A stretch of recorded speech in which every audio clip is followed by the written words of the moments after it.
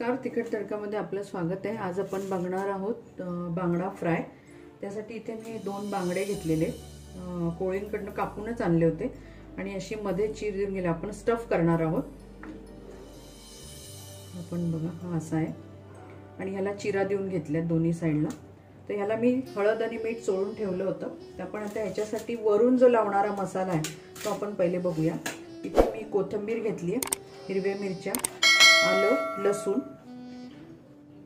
आता आपण हे वाटून घेणार आहोत। पहिले इथे मी मुठभर थोडी कोथिंबीर घेतली आहे, 3-4 हिरव्या मिरच्या आहेत, अर्धा इंच आलं आहे आणि 10 ते 12 पाकळ्या लसणाच्या आहेत। तुम्ही कमी जास्ती करू शकता। आता आपण हे बारीक वाटून घेणार आहोत। आता हे पाणी, थोडंसं पाणी घालून वाटून घेते। मी इथे बांगड्याला थोडी हळद लावली होती, मी आता थोडी टाकते। परत थोडंसं मीठ होतं, थोडंसं टाकते।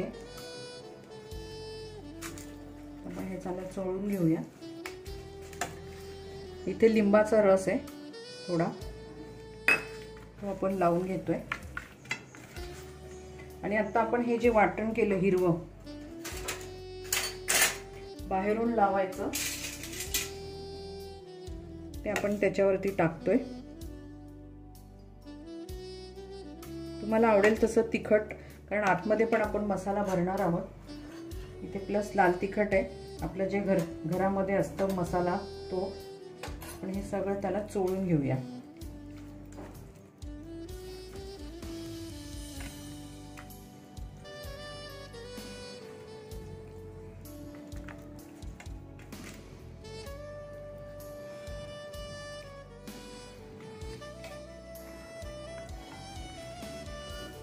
अशा खाचांमध्ये व्यवस्थित भरून घ्यायचं, म्हणजे छान टेस्ट येते त्याला।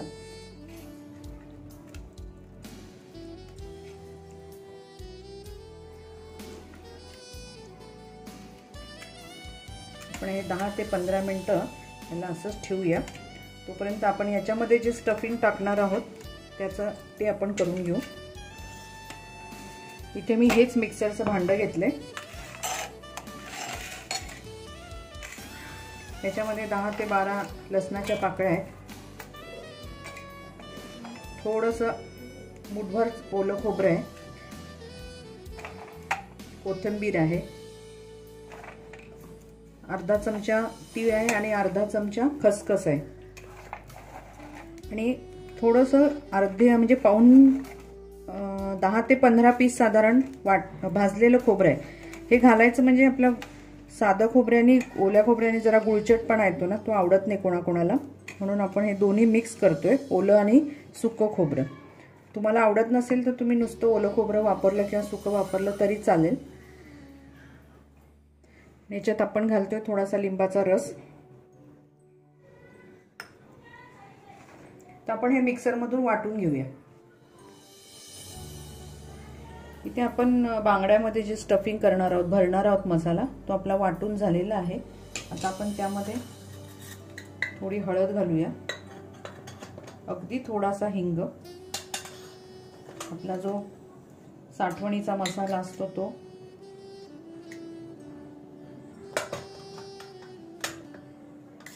गरम मसाला आणि चवीनुसार मीठ। आपण वरती लावलं होतं, आतमध्ये नव्हतं टाकलेलं। आपण थोडं मीठ घालूया। लिंबाचा रस आपण वाटण्यामध्ये घेतलाच होता। तर आपण हे सगळं मिक्स करून घेऊ।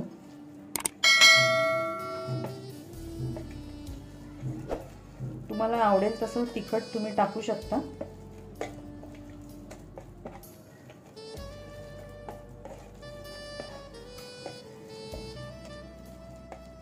आपला हा मसाला पण तयार झालेला आहे।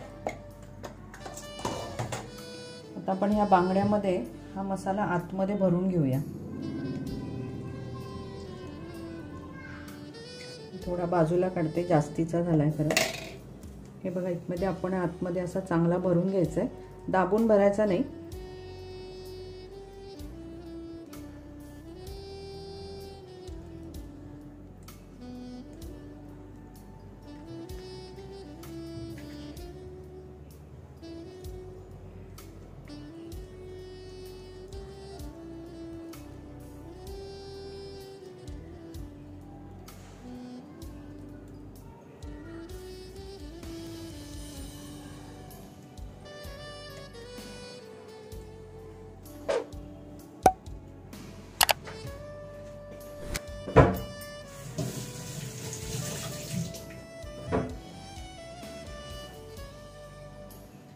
इथे मी पॅनमध्ये तेल तापत ठेवले, आपल्याला आता फ्राय करायचे।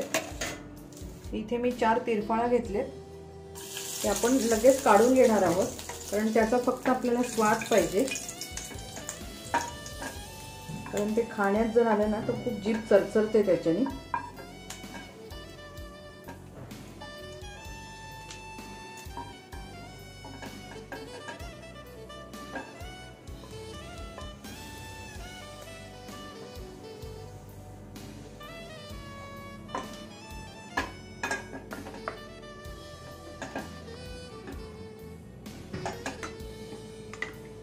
इथे मी फ्राय करण्यासाठी रवा आणि तांदळाचं पीठ एकत्र केलंय, त्याच्यात आपण थोडंसं लाल तिखट घालूया, थोडंसं मीठ, चांगलं मिक्स करून घेऊ। आणि आता आपण त्याच्यामध्ये बांगडा गोळवून तळूया। तुम्हाला जर तांदळाचं पीठ नसेल आवडत तर नुसता रवा घेतला तरी चालण्यासारखं आहे।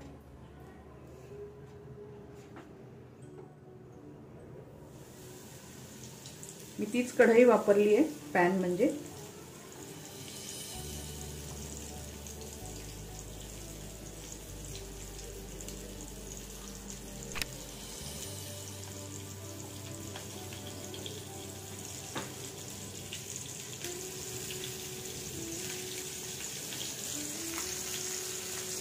आपण आता याला फ्राय करायला साधारण 5-1 मिनिटं आपण असेच ठेवूया।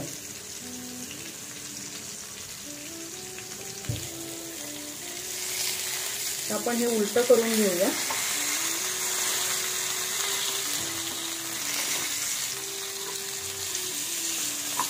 खूप छान सुगंध सुटलाय, मस्त झाले आपले हे बांगडा आपले। हे बघा, ही साईड आपली छान झाली आहे। आता सारखं उलटायचं नाही त्याला, एक साईड पूर्ण होऊ देऊ आणि मग आपण ती पलटी करून घेऊया।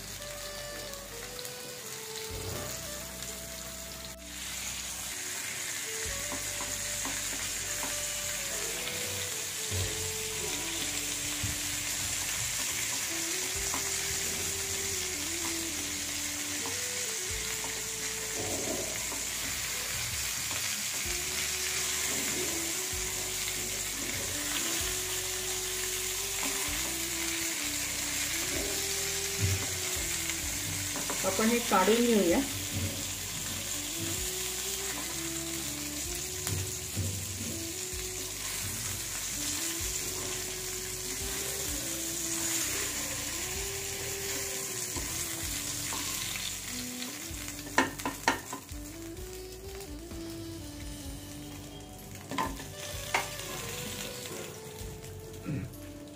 आपण याची प्लेटिंग करून घेऊ। आपले बघा बांगडा फ्राय मस्त भरून तयार झालेला आहे, बनवून स्टफ बांगडा फ्राय। मी तुम्हाला मगाशी दाखवायची विसरले, म्हणजे तो व्हिडिओ स्किप झाला। आपण तो मसाला जो करून घेतला होता तो आपण फ्राय करून घेतलाय आणि मग ह्याच्यामध्ये भरलाय तो, त्यामुळे तो व्हिडिओ स्किप झालाय माझ्याकडनं। तर आपण आता याची प्लेटिंग करून घेऊया। इथे आपला भरलेला बांगडा बनवून तयार झालेला आहे। तुम्ही ही रेसिपी नक्की करून बघा, तुमचा अभिप्राय आम्हाला कळवा। तसंच तिखट तडकाला लाईक करा, शेअर करा, सबस्क्राईब करा। परत आपण भेटू अशाच एका छानशा रेसिपी बरोबर। धन्यवाद।